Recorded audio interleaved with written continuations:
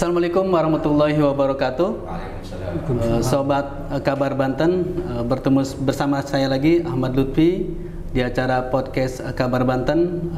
Kali ini kita akan the series, yaitu bincang calon rektor Universitas Islam Negeri Sultan Maulana Hasanuddin Banten.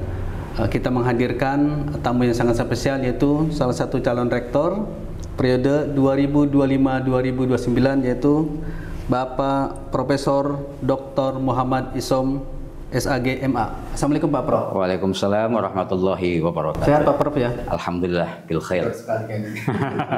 Harus semangat.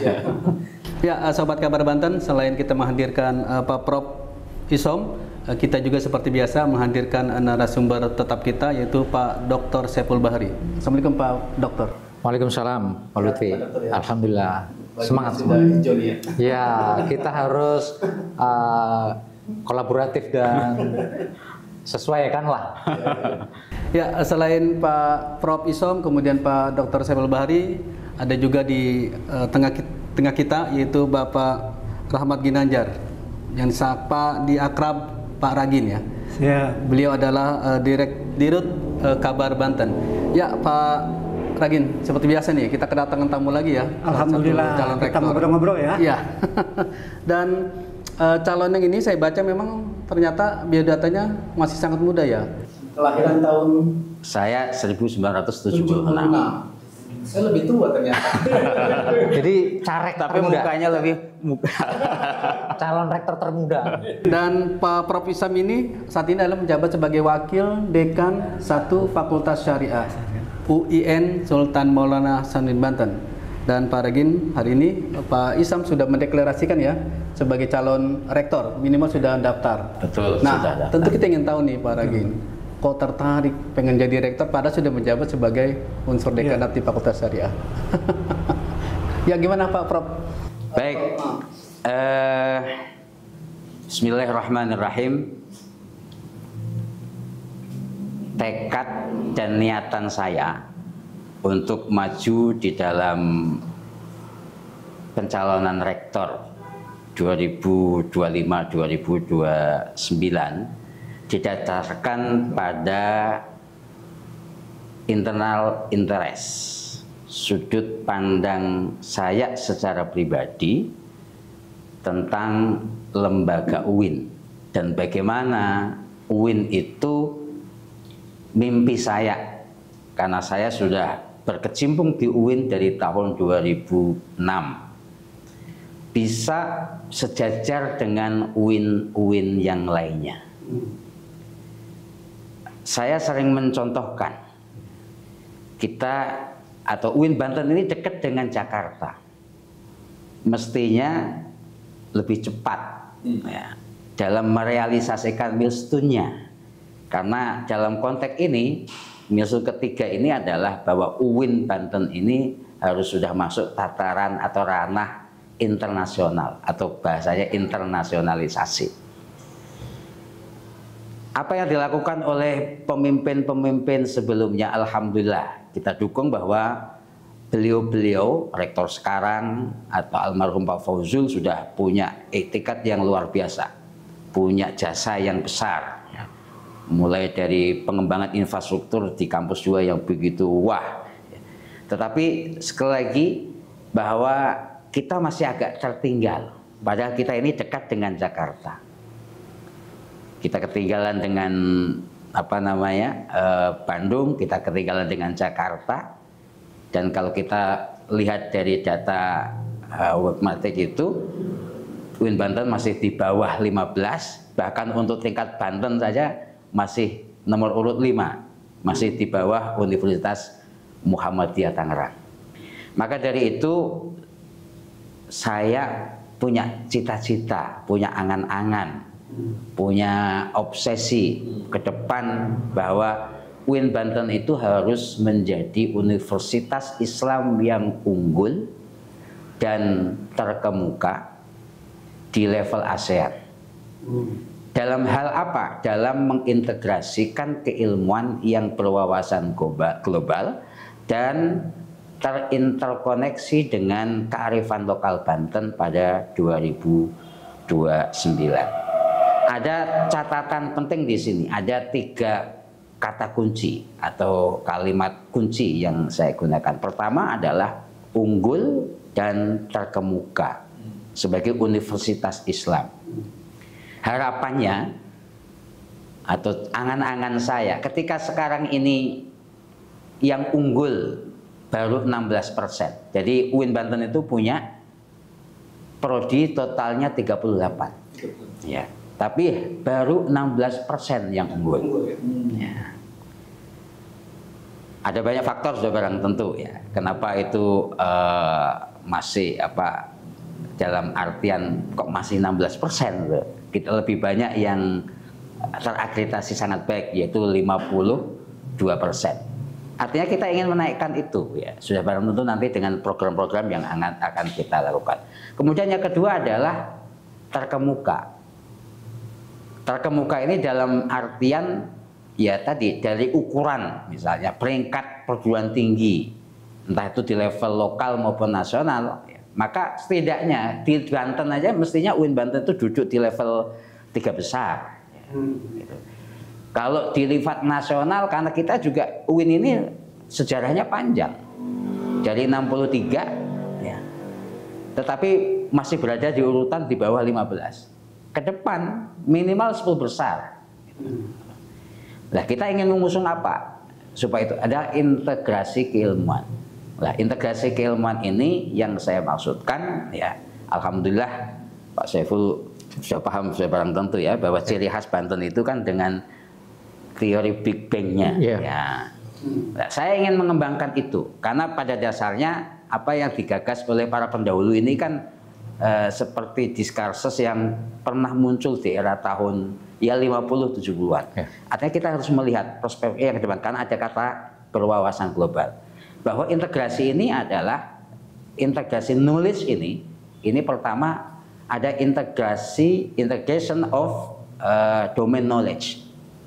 Artinya kalau kita hanya bicara bahwa kita harus mengintegrasikan antara sains dengan agama itu masih terlalu luas. Harus lebih dipertegas. Apa itu integration of domain knowledge? Misalnya, saya karena kebetulan Fakultas Syariah. Bagaimana mengintegrasikan antara syariah dengan ilmu hukum?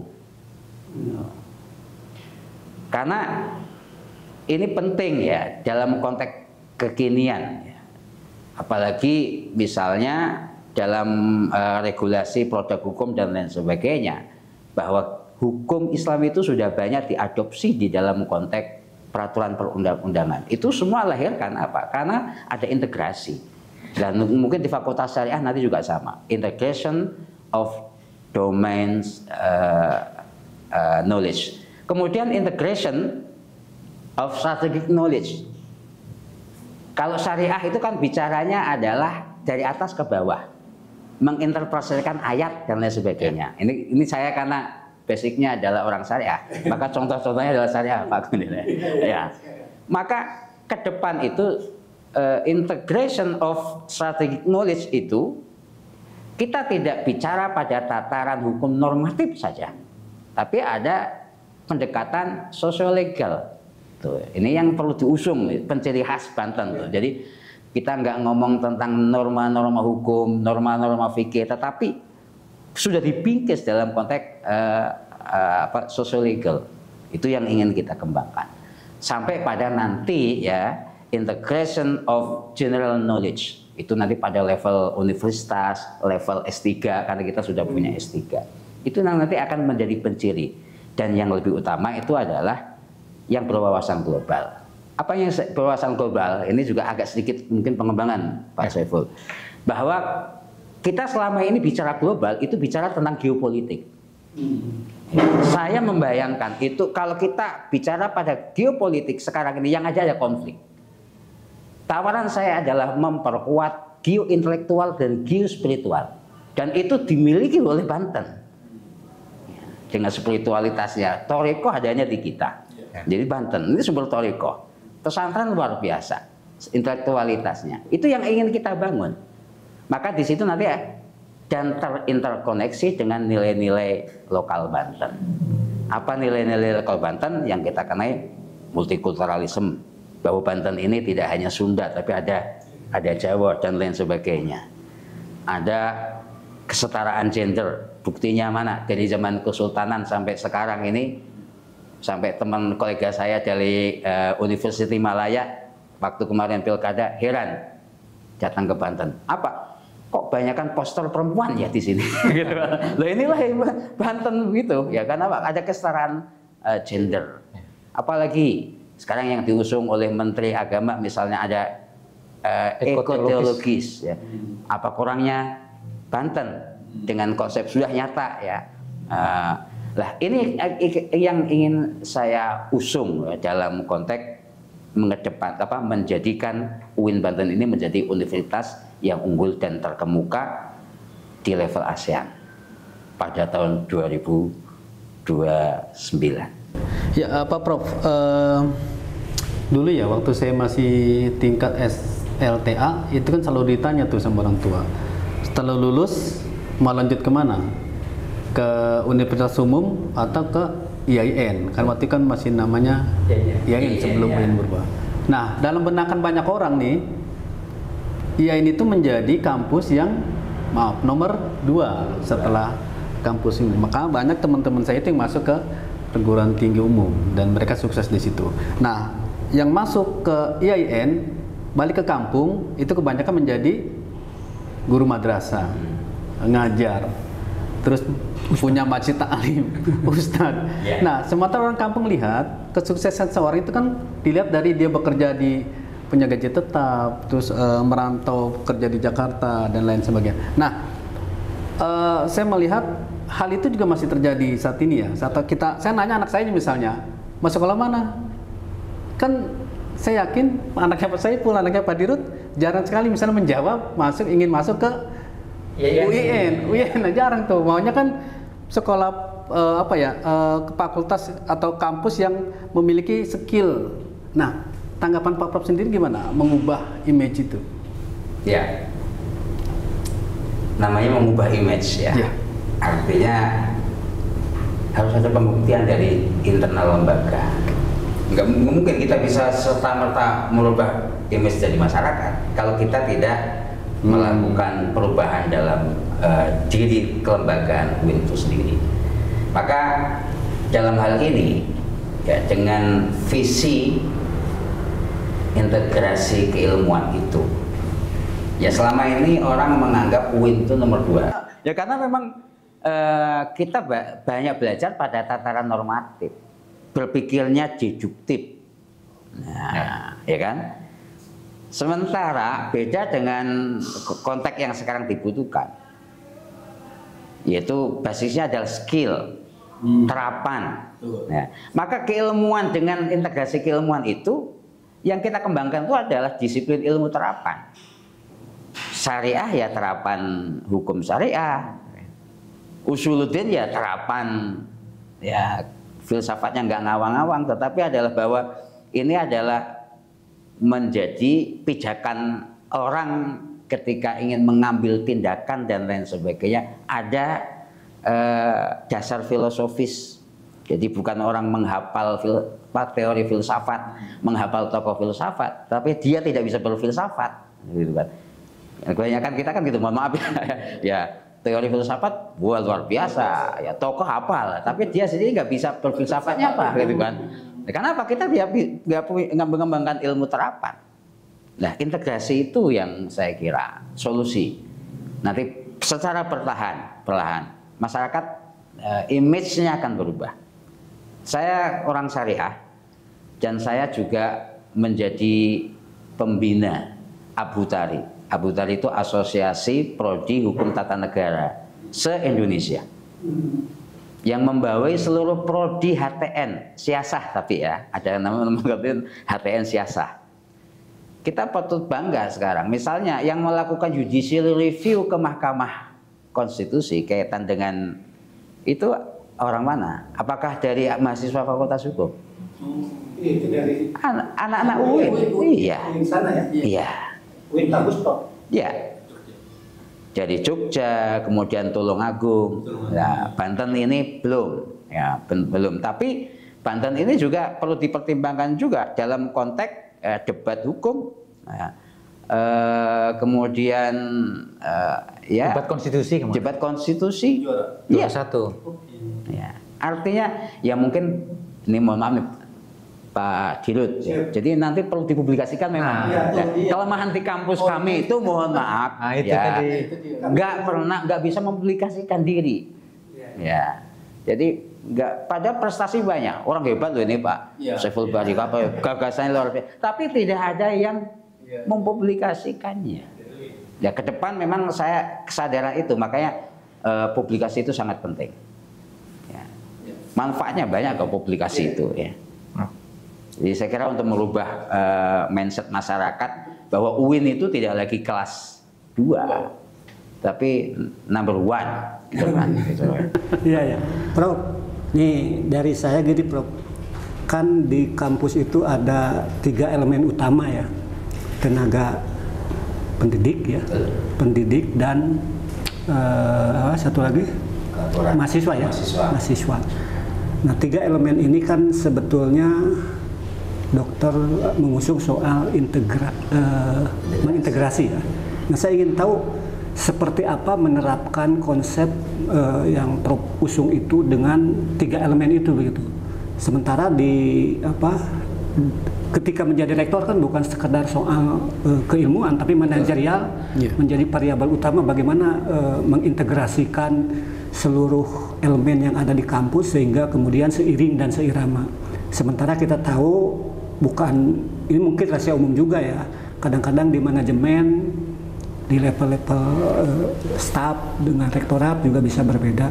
Nah saya ingin tahu konsep apa yang Prof nanti akan terapkan di dalam mengintegrasikan ketiga elemen itu. Di mahasiswa juga kita tahu UIN kan ada semacam stigma soal radikalismenya gitu yang selalu tinggi begitu. Walaupun sekarang ada moderasi, tapi kayaknya masih belum mengubah stigma itu begitu. Nah kira-kira seperti apa Prof menghadapi situasi untuk ke depan? Apalagi tadi Prof sudah bilang soal konteks diksi integratif. Mangga silakan Prof. UIN ini memiliki dosen 320. Tenaga kependidikan 111. Mahasiswa totalnya walaupun ini masih simpang siur ya. Tapi data yang saya pakai adalah 13.000. Jadi besar, UIN Banten besar.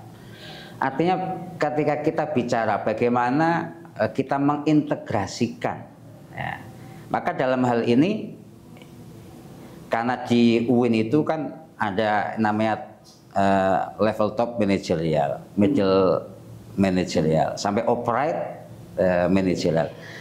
Nah, 3 ini harus bersinergi. Ya.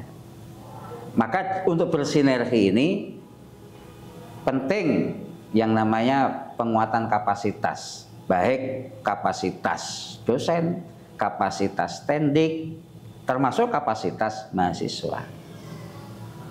Kalau disinggung kaitan dengan tadi persoalan misalnya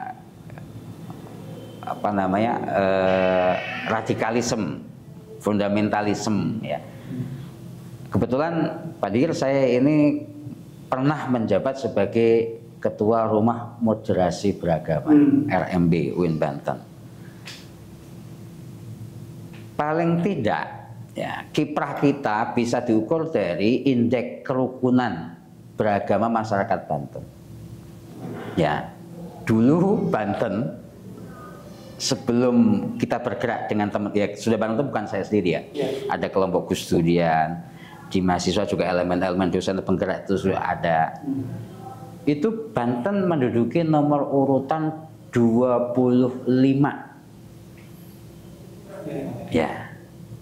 Tapi alhamdulillah dengan kita bergerak secara bareng-bareng ya melakukan transformasi ya, pemikiran kaitan dengan moderasi dan sebagainya, tahun 2023, mohon maaf kalau karena sekarang saya sudah tidak lagi menjadi ketua rumah moderasi sehingga tidak paham berapa nomor indeks berapa sekarang ya.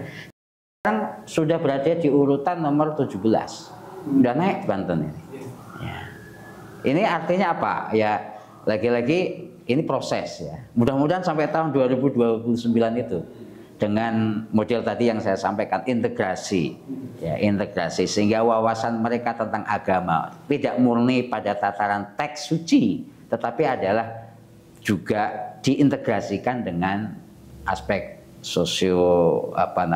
sosioantropologi dan sebagainya. Insya Allah lama-lama ya akan satu arah ya, menjadi manusia yang inklusif. Karena Banten ini luar biasa inklusif dari dulu ya. Saya kalau ceritanya kan kalau Banten, saya ini orang Demak, nih mohon maaf. Ya, orang Demak berarti ya masih saudara kan. Ya, Demak ya ke Cirebon ya. Istrinya Sultan Maulana Hasanuddin Banten yang alim-alim itu kan istrinya kan Sultan Maulana Hasanuddin Banten jelas. Istrinya itu kan anak orang Demak aslinya.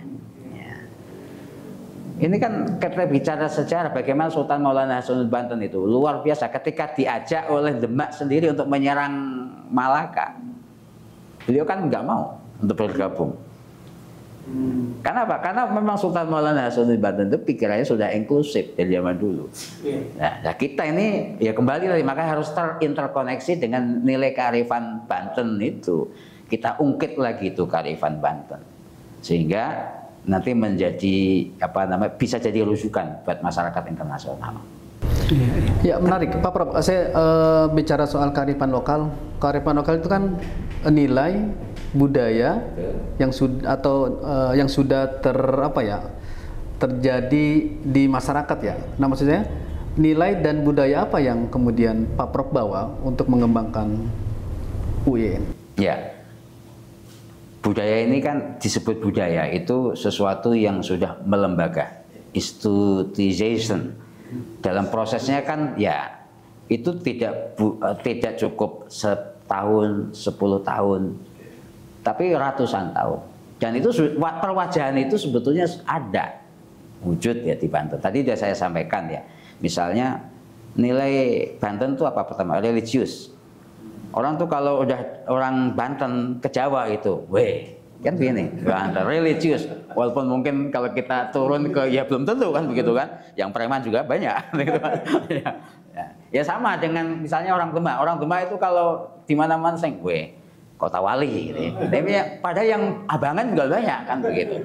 Ya, tapi ada nilai religiusitas yang melekat dalam konteks Banten itu. Bukan hanya kalau sekarang ini adalah pada tataran kalau di kota kan ya Islam populis ya. Kalau Banten kan bukan Islam populis. Memang itu adalah memang budaya yang religius yang tumbuh kembang di masyarakat. Artinya nanti di dalam konteks membangun kampus ya harus ada penciri. Tadi ya jangan sampai kemudian ketika paradigma keilmuan kita sudah berubah menjadi terintegrasi, kemudian UIN itu seperti Untirta, jangan sampai. Jangan sampai kemudian ketika kita mengusung integrasi, kemudian religiusitas kekhasan perguruan tinggi Islam itu jadi hilang. Maka apa? Harus penguatan tuh religiusitas. Ya nggak ada salahnya misalnya nanti di pimpinan saya misalnya simaan Al-Quran setiap sebulan sekali. Karena saya juga alumni Krapia ya sekul tadarusan bareng ya. Apalan saya ini sudah banyak yang hilang-hilang. Ya nanti bisa ya simaan Al-Quran kan gitu. Ada dan bisa melibatkan masyarakat orang melihat itu. Masa kita kalah sama UNES Semarang. UNES itu setiap bulan tuh ngundang Habib untuk hadrohan kok, sholawatan. Nah ini kampus kok kering. Nah itu harus dibangun itu religiusitas dan sebagainya.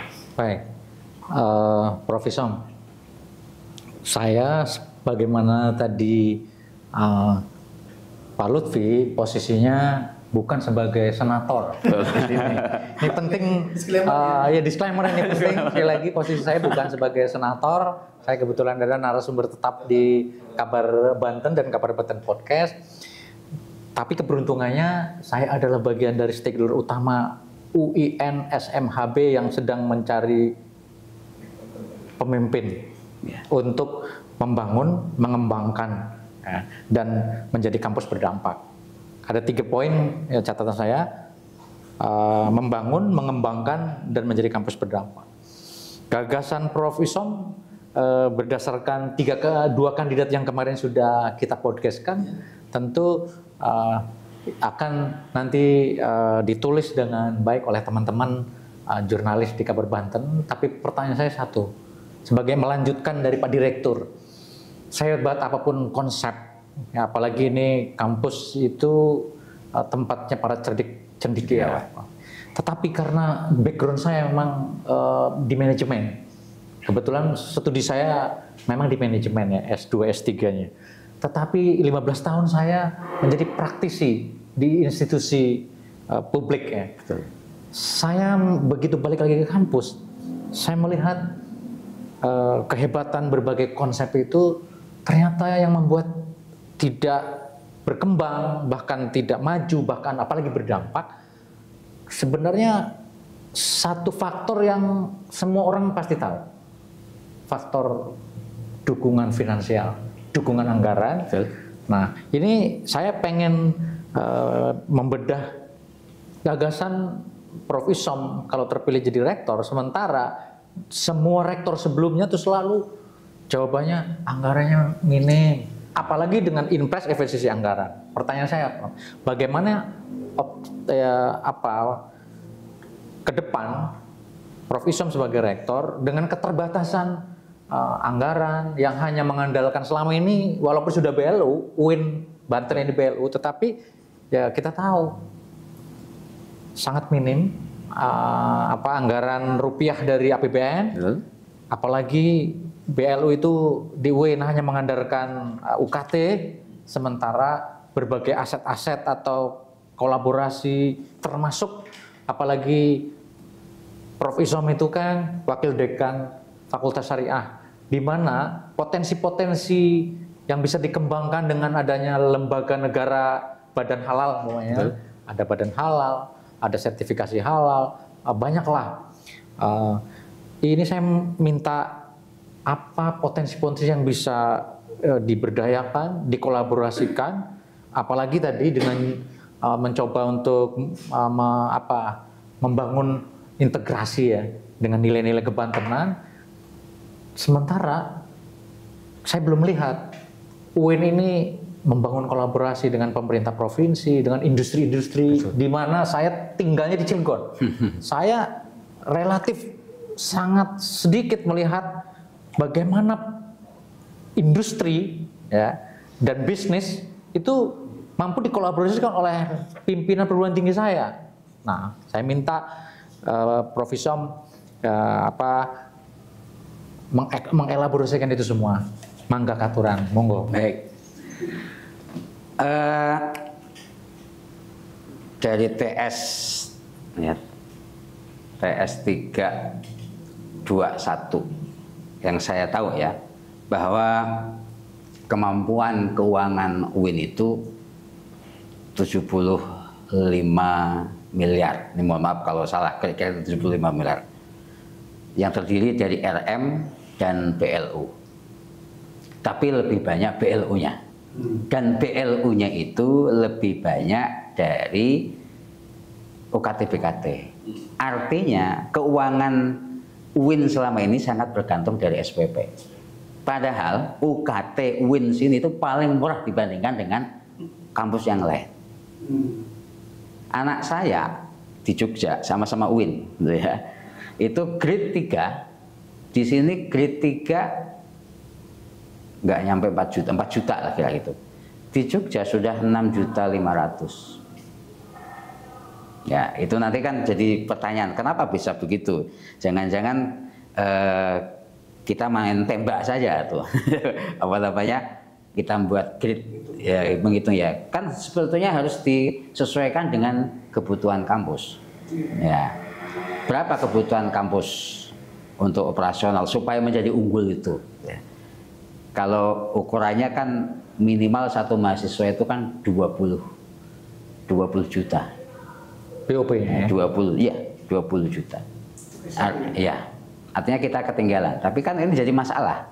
Kenapa masalah? Kalau kita naikkan, mahasiswa kita, mohon maaf, tingkat ekonomi masyarakat di Banten itu kan lebih rendah. Artinya memang angka segitu tuh ya sudah sesuai lah dengan angka moderat. Angka moderat. Maka dalam hal ini betul Pak Saiful, mohon maaf ya Pak Saifullah, harus ada sumber pendanaan lain dari terutama BLU ya, yang tidak hanya melulu pada UKT BKT, tapi pada sektor yang lain. Salah satunya apa? Ya, dalam visi saya, salah satunya adalah memanfaatkan kan di kampus kita ada yang di depan itu. Kampus 1. Ya, kampus 2 dan kampus 1. Badan Layanan Usaha. BLU ya. Ya, BLU melalui pusat bisnis. Ya, pusat bisnis ini diharapkan bisa menjadi sumber pendapatan. Ya, kampus 1 ini kan misalnya ini bisa direnov, didesain ulang, misalnya yang bagian di depan itu kalau didirikan ruko-ruko itu kan disewakan berapa? Tuh. Kemudian yang di kampus 2 ya, di Pujaseranya itu kan juga bisa dikembangkan. Karena kita punya klinik, punya macam-macam. Ya, itu saya kira bisa dikembangkan. Termasuk adalah lembaga sertifikasi profesi. Lembaga sertifikasi profesi. Kita selama 3 tahun ini itu banyak mengkursuskan dosen-dosen untuk bisa mendapatkan lisensi tenaga-tenaga profesional sebagai mediator, sebagai konsultan, macam-macam lah, termasuk lembaga halal gitu kan. Nah, ini harus dilembagakan LSP ini, karena otomatis kalau ini pengen dilembagakan bisa berproduksi, mendatangkan pundi-pundi keuangan, ya maka harus diurus akreditasinya. Sehingga nanti misalnya ada orang ingin menjadi mediator, ya, tidak perlu ke Jakarta, ya, daftar aja di UIN, kan SDM-nya ada, di situ berbayar. Ingin menjadi pengacara, ya, karena ada LSP, ya, maka nggak usah ikut ngambil kursus pengacara sampai ke Jakarta yang biayanya lebih mahal, cukup di UIN. Ingin menjadi penyelai halal misalnya kan gitu ya, produk halal bisa karena ada LSP. Itu model-model skema pembiayaan alternatif ya yang bisa gali. Dan sudah barang tentu tadi yang sampaikan bahwa kemitraan dengan dunia usaha, dengan Dudi ini perlu kita garap lebih serius gitu.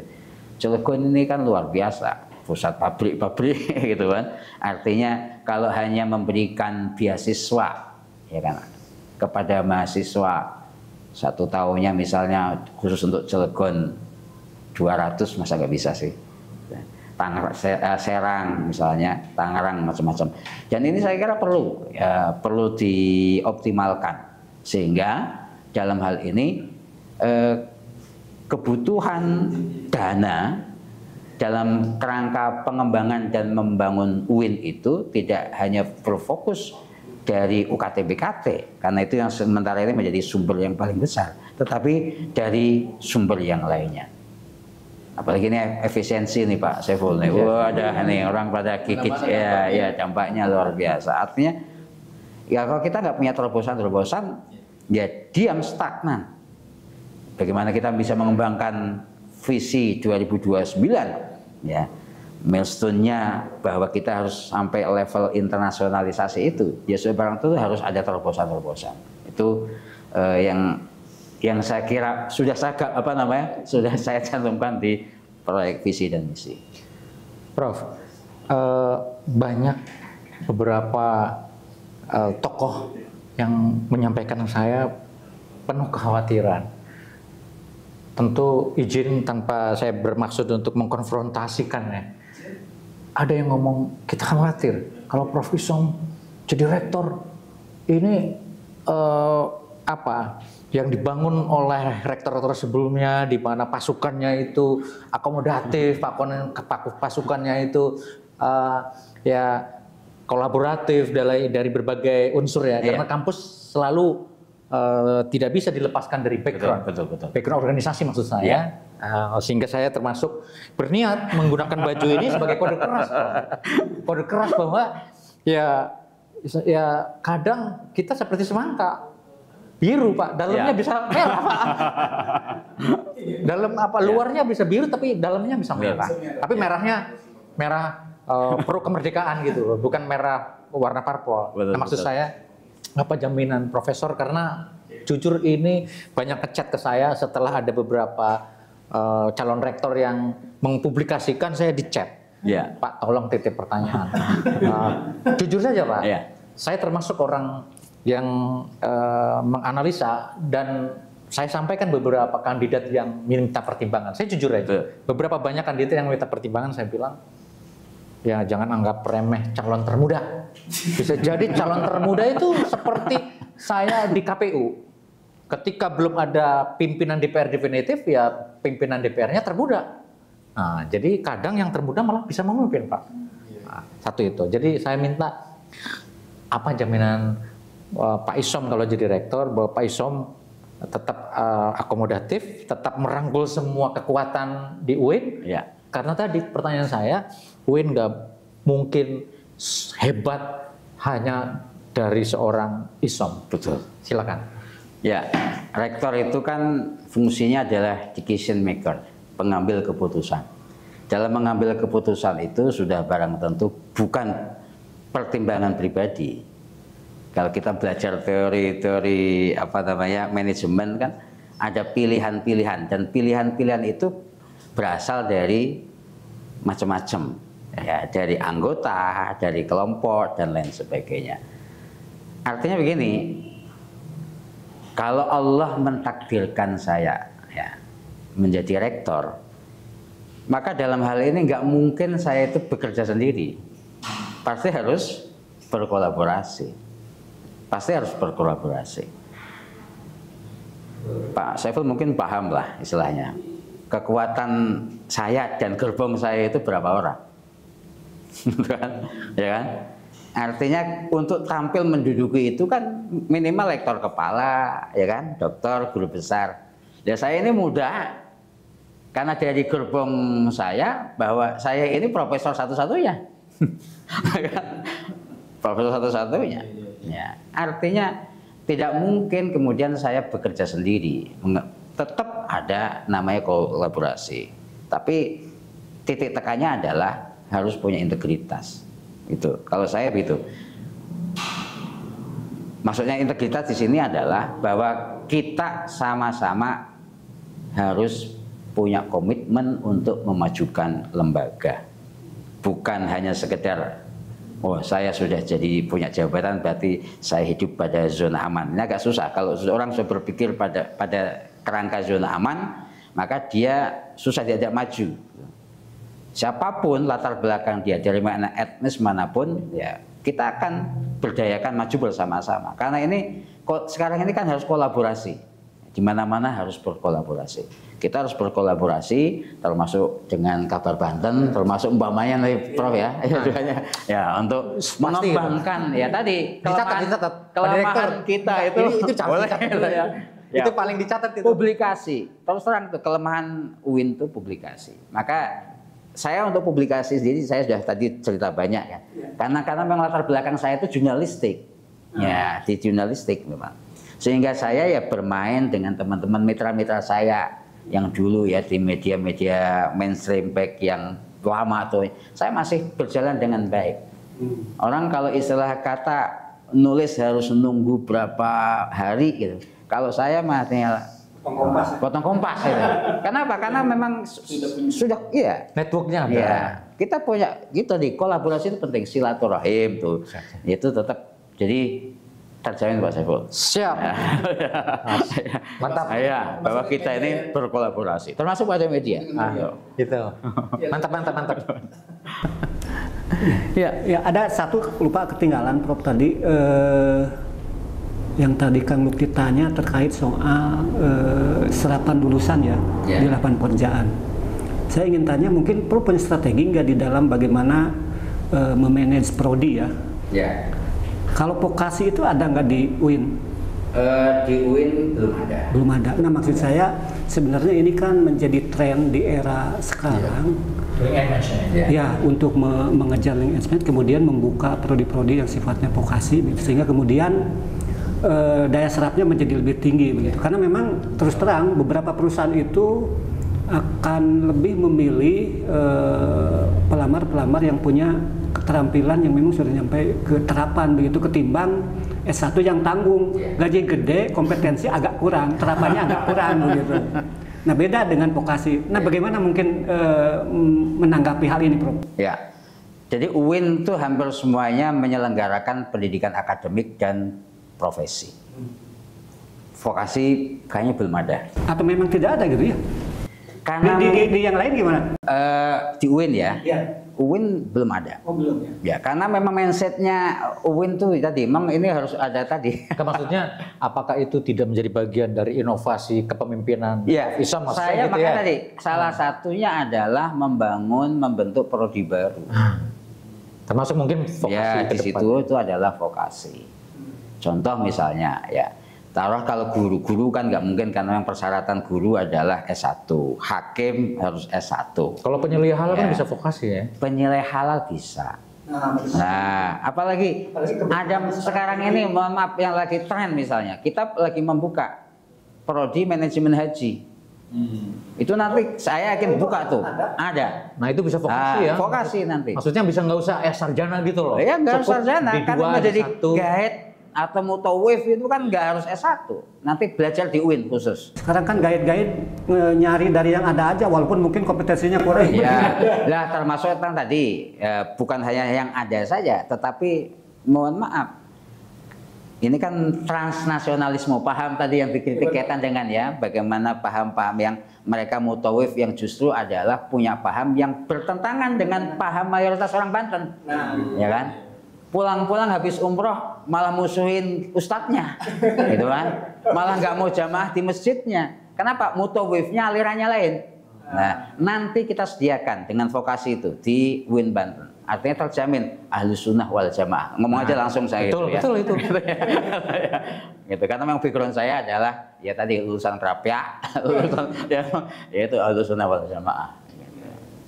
Bisa Pak, jadi beberapa bisa dikembangkan. Kemudian jadi apa pertimbangan nanti kalau dapat tahu. Banyak sebenarnya Pak. Iya. Contoh karena saya pernah ngajar mediasi ya, Iya. arbitrase syariah. Iya, betul. Saya beberapa semester yang lalu di FEBI saya diminta mengampu mata kuliah arbitrase syariah. Ternyata di situ sebenarnya ada vokasi. Ada. Menjadi ahli arbitrator syariah kan?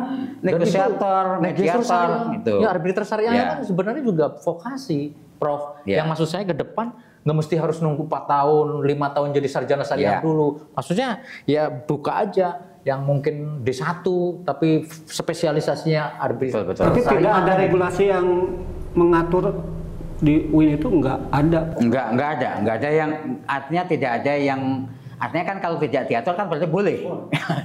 Kalau tidak ada pasal yang melarang kan berarti boleh gitu. UIN Banten menjadi perintis Ya. Indonesia. Ya mudah-mudahan ini. Kita tunggu apa direktur dengan rektor Dan itu ke semua depan mohon baru maaf ini. Pak Saiful nggak mungkin bisa saya kerjakan kecuali kolaborasi. Ya. Ya Pak Prof, tadi kalau misalnya kita dirikan vokasi, kemudian jurusan yang kira-kira relevan dengan tantangan zaman. Nah, IAIN yang dulu sekarang menjadi UIN itu kan ada beberapa fakultas, banyak Pak fakultas keislaman. Apakah kemudian nanti kalau bahasnya yang umum masuk ke situ, kemudian apa bedanya misalnya UIN dengan Untirta, UIN dengan kampus lain gitu loh. Sementara karakternya ini jangan-jangan nih hilang nih. Sama lah kalau orang tua dulu kalau masuk ke kampus IAIN itu kan suasananya suasana apa ya, pesantren. Nah sekarang sudah beda tuh, mereka masuk ke mana? Ke UIN Jakarta, nuansa udah beda, nuansa akademik udah beda. Nanti mereka tidak dapat seperti yang mereka dapatkan dulu. Nah, bagaimana Pak Prof menjaga nilai-nilai karakter IAIN tidak hilang meskipun ada pelajar-pelajar masuk di situ. Ya, Pak Prof. Ya, membuat budaya kampus. Ya, tadi kan di dalam salah satu visi saya adalah yang terkoneksikan dengan nilai-nilai lokal Banten. Artinya, walaupun nanti kita mengembangkan pendidikan vokasi, profesi, akademik yang basicnya adalah integrasi knowledge itu ya. Tetapi perlu diingat bahwa kita ini memiliki kearifan lokal yang harus dijunjung tinggi. Maka bagaimana itu bisa terwujud? Ya sudah barang tentu harus dibuat aturan. Ya, kode etik mahasiswa misalnya kan harus mulai dibuat, disusun lagi. Karena misalnya berpakaiannya seperti apa gitu kan. Kemudian dalam praktek kikiwite misalnya kan menjadi sekarang ini juga menjadi sering ditanya oleh masyarakat, anak UIN kok lulus baca Al-Quran nggak lancar, nah gitu kan. Ya karena memang satu outputnya inputnya kan sekarang ini yang masuk ke UIN kebanyakan justru dari sekolah umum. Maka dalam hal ini nanti kan kita punya ma'had jami'ah ya, ada ma'had jami'ah. Dan di lingkungan kampus kita ini banyak pesantren. Maksud saya apa? Nanti perlu ada matrikulasi. Jadi kikiwite ini ya dimatrikulasikan bagi lulusan-lulusan yang mohon maaf misalnya ngajinya belum lancar kan gitu ya. Berarti untuk standar bahwa lulusan UIN itu ya ngajinya lancar gitu. Karena harus siap jadi imam. Ya. Walaupun profesinya misalnya jadi tadi arbiter, jadi mediator, ya, tapi tetap orang masyarakat kan lihat UIN, lulusan UIN itu ya bahkan mungkin tahlilan kudu bisa, gitu, yasinan bisa kan, gitu. Ya itu, jadi itu nanti akan menjadi bahan ya terkait dengan pengembangan kurikulumnya. Sudah barang tentu ya di kurikulum itu tetap ada insersi gitu ya. Itu yang juga nanti akan kita usung. Dalam konteks kalau bahasa saya di sini adalah meningkatkan kapasitas SDM ya UIN Sultan Maulana Hasanuddin Banten. Ya, di beberapa UIN itu kan justru jurusan-jurusan umum malah yang lebih digandrungi. Iya, lebih digandrungi. Seperti Jakarta, waktu kedokteran malah yang lebih banyak peminatnya misalnya ketimbang Usuluddin dan situ ada akidah filsafat. Akidah filsafat sekarang dulu kan pernah menjadi trendsetternya Ciputat, Jogja. Nah sekarang saya lihat kok nggak ada gerakannya lagi yang kayak gitu Pak Prof. Nah maksud saya ada sesuatu yang hilang dari wajah UIN. Nah bagaimana Pak Prof? Ya satu kan ini kan bukan hanya persoalan kebijakan di tingkat internal UIN. Tetapi sampai atas. Nah sekarang ini kan sudah dilakukan beberapa di kementerian itu, baik Kementerian Agama maupun di Kementerian Pendidikan Tinggi, ya sudah ada misalnya moratorium terkait dengan prodi-prodi tertentu, ya artinya ada pembatasan karena melihat beberapa kampus yang tadi punya persoalan begitu, ketika membuka fakultas umum, prodi umum kemudian hilang, ya. Tapi di UIN ini alhamdulillah, ya saintek walaupun ada saintek, tetapi peminatan terhadap prodi-prodi lain masih tetap, yang masih tinggi, termasuk filsafat, ya. Kampus lain bahkan di Cirebon misalnya, bukan jadi ada iming-iming, tuh, ya bahwa ini ada stimulus, iya, ini prodi ini nanti akan mendapatkan prodi jadi kementerian juga. Jadi untuk kementerian itu juga punya kepedulian ketika melihat beberapa prodi itu mau mati suri gitu ya, akhirnya disuntik. Ya minim peminat, yang minim peminat. Misalkan seperti apa? Beasiswa umpamanya Pak. Beasiswa, iya. Misalnya PMH, perbedaan madhab. Itu dulu kan trennya, tren. Tuh. Tapi sekarang nggak diminatin. Ya. Kemudian ada lagi perbandingan agama sama. Perbandingan agama. Di UIN masuk filsafat. UIN kalau di situ kan dulu konteksnya adalah digembosin oleh oleh alumni juga, kan? Alumni yang ikut garis kanan tadi, ya, nganggap ini pemurtatan di UIN, kan gitu kan? Yang membuat jelek itu bukan orang tua, justru alumni yang meloncat paham tadi, yang jadi aliran kanan tadi ya, akhirnya jangan masuk ke Usuluddin gitu kan. Yang jadi malaikat. Ya. Kakak kelas saya itu jadi malaikat. Ya, di komunitas Lia Eden. Betul, ya. Itu kakak kelas saya, Pak. Ya. Saya potong poinnya, ya. Para Isom.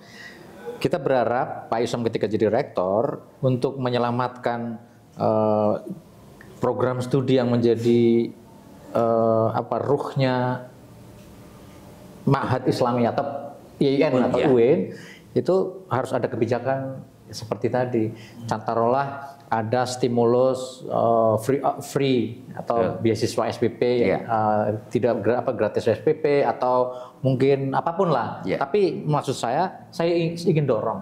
Taruhlah seandainya saya masih dipercaya jadi senat, ya kita ingin support. Rektor harus ngambil kebijakan-kebijakan perlindungan terhadap nilai utama yang menjadi inti utama Universitas Islam. Ya tentu mempertahankan prodi-prodi yang sesungguhnya di tengah masyarakat yang Ahlussunnah wal Jamaah Indonesia ini, jangan sampai itu malahan outputnya, lah gimana ini Fakultas Syariah alumninya suruh pas cukuran gitu, karena saya kan orang Cilegon, pas cukuran suruh baca marhaban aja nggak paham. Bahaya itu, karena hari ini semua orang tua, Pak, di kampung-kampung itu yang marhaban itu orang-orang udah tua. Pikiran saya, ini kapan-kapan gimana kalau cucu saya cukuran, masa harus ngimpor di Kudus kan gitu. Nah, tanggung jawab Prof Isom yang jadi rektor nih kayak gini-gini ini kan berdampak, Pak, karena sekali lagi Pak Menteri kita mewasiatkan kampus UIN, STAIN, IAIN itu harus kampus berdampak. Gimana?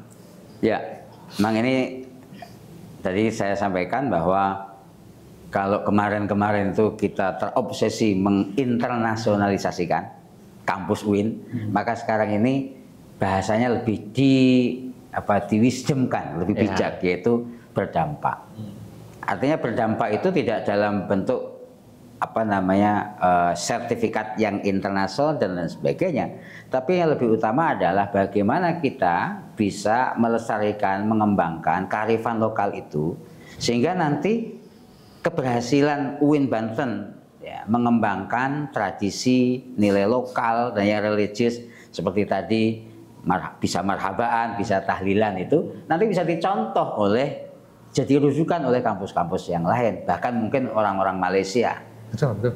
Orang belajar ke Banten sana, sebab apa? Di Banten itu sarjananya, kan di sana juga, di Brunei, saya ke Brunei juga sekarang, sana juga ada kecenderungan yang sama. Maka di sana sekarang ada prodi turos.